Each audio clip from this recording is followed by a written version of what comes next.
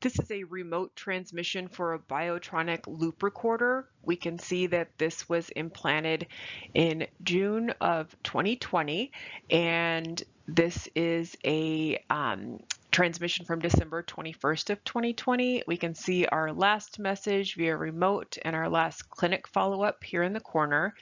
It looks like our battery is good, and it looks like this transmission was triggered due to a high ventricular rate episode that was recorded. So we can look at our recording summary, our detection settings. This is just going to tell us, at what point will it start recording a high ventricular rate, as well as an asystole episode, as well as patient triggers. It's going to give you some other diagnostics right off the top. This is giving an average of ventricular high rate episodes per day and AF burden. It looks like there hasn't been any AF recordings, no Brady, no asystole, and no patient triggered recordings. We can see our sensing trend is nice and stable. We can see our rates are pretty stable. Heart rate variability is stable. Patient activity, pretty normal here. And then our AF tab again is pretty flat.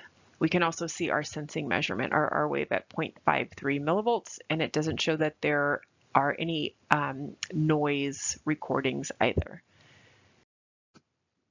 This part of the report just shows the status of the alert. So it's a yellow alert. Each company has different ways of flagging the remote monitoring, but it does look like it is yellow. It has recorded a high ventricular rate that was recorded on December 20th.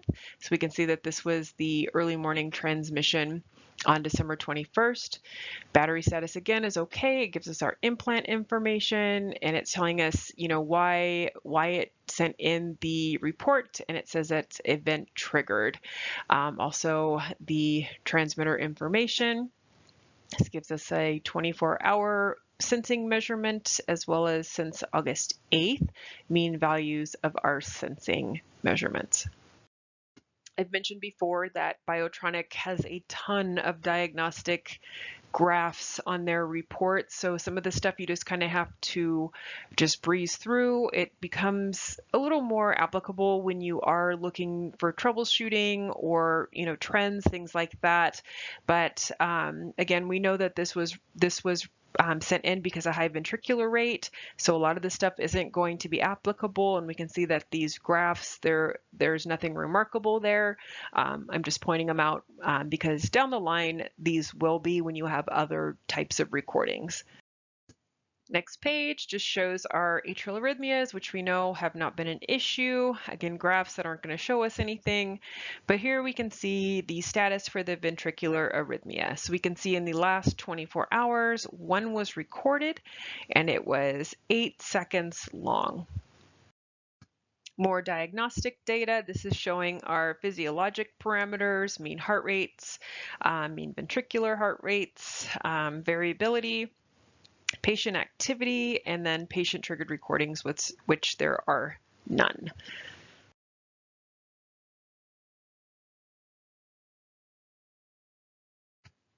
This just shows longer trends. So we can see since June of 2020 through December of 2020, just a wider range of diagnostic data.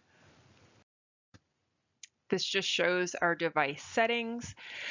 So we can see for our Brady, that it is a 1500 millisecond detection zone before it's going to trigger a recording. Our asystole needs at least 3 seconds. And then high ventricular rate here is 400 milliseconds, so that's 150. So we can anticipate that the recording that we're going to see for the HVR is going to be at least 150 beats per minute or more. More device settings. Here we can see for this ventricular arrhythmia that, again, it's 400 milliseconds, approximately 150 beats per minute, and there has to be 16 beats in order to start triggering an episode storage event. So now we get to the actual recording. It's going to give kind of like they call this a tachogram and Lorentz plot, just another representation of the rate that it's counting. We can see that it's giving us R to R intervals of 356 milliseconds, high ventricular rate when it was first noted and when it was terminated. And we can just kind of watch the rhythm down here. I don't really see P waves on this. Some loops you can. That kind of looks like one there, but I would need to really gain this up to see. So I'm just going to scroll and watch how this episode starts. So we're just kind of clipping along. It looks like relatively normal sinus. You can kind of see P waves there. And then it just looks like it kicks off pretty quick here. And we can see it follow through. It looks pretty regular. Following it here again. And then it looks like it terminates here. This looks like a little noise to me. A little weird. We can see that it kind of is a quick break there. Again, because I don't see regular P waves on this, it's a little tough to tell, but I would imagine this is SVT. I would report it in as an HVR recording, but looking at like the morphology of the R waves, it just looks like it's pretty similar to when the patient is in normal sinus. So also the patient didn't hit their symptom button, so it doesn't appear that they were symptomatic during this. So you could look back and see if there have been other recordings like this, but it doesn't look like VT to me. Again, I'm not a physician, but if I were to write up this report, I would just note that it was one HVR triggered. The approximate rate, I believe I calculated this out, it was like 168 beats per minute. And that is the only recording that this particular transmission contained.